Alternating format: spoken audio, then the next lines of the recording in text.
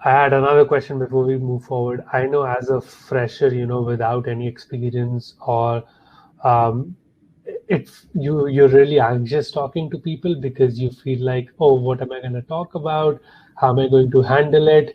How did you got over that fact, that anxiety, maybe if I have to say, that oh, I'm a fresher. How do I stand out from all this crowd, all these guys who already have some experience? How did you tackle that? Sure. I think I like to answer this like by telling you a funny story. Like when I was going for like one of the first on-campus interviews in grad school, and ironically, I was interviewing for Comcast back then, and I did not get hired for whatever reason during my internship time. And everybody else, out of the 15 people shortlisted, everybody else had at least 2 to 3 years of experience. So I always had that kind of inhibition or phobia that, okay, what am I going to say in my interviews?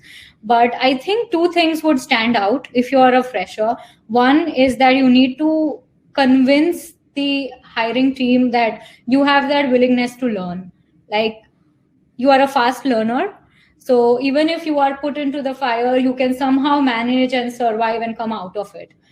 And I think that is the biggest thing that they look for when they're hiring graduate students, that okay, work experience always works in your favor, but if you do not have that, like I did not have it, you should always show that willingness to learn, that I do not know this at this point, but I will definitely find out, and I will make things work within your team.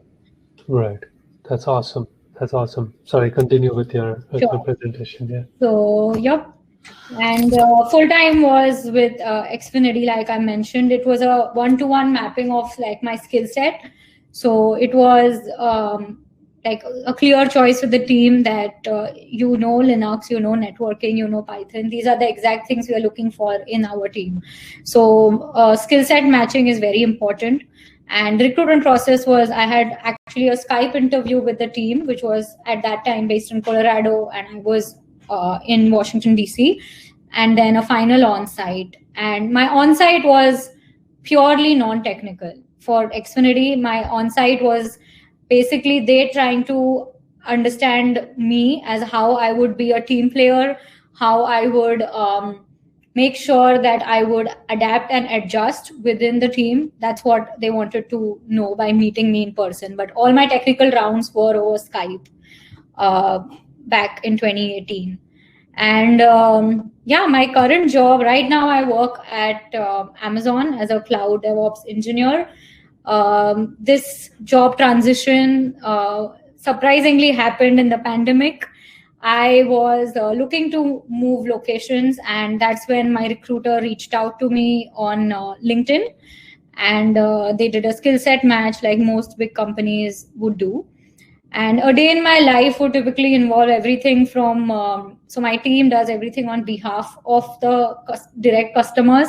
So our direct customers, we do like troubleshooting, deploying, DevOps, a lot of automation, and infrastructure as a service is our major product for onboarding and management of Amazon cloud customers. So it was definitely not easy. Like I mentioned, I interviewed with Amazon 4 times before and I did not get through. And finally, this time I somehow got through. And the process was definitely a hustle.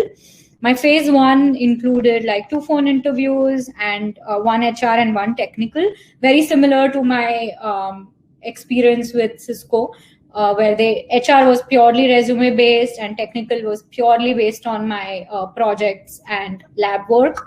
But the on-site interview was pretty challenging, with 7 on-site interviews where they would ask me everything from fundamentals of a Linux boot process to troubleshooting to Python coding on whiteboard, and a lot of work experience related scenarios. So one more thing is Amazon, and I'm sure other companies like Google and Facebook also have their core values. They always want to hire a candidate who is a good fit for their core values. So Amazon calls them as their leadership principles.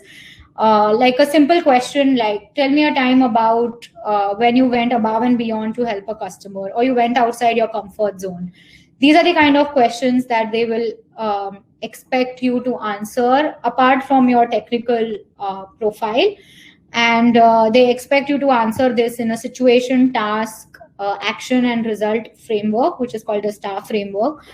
We actually have a lot of we have a YouTube channel that I just posted, and we have a lot of interviewing techniques for behavioral interviews, and we have a already uploaded video where an engineer talks about her interview experience with Amazon. So do check it out.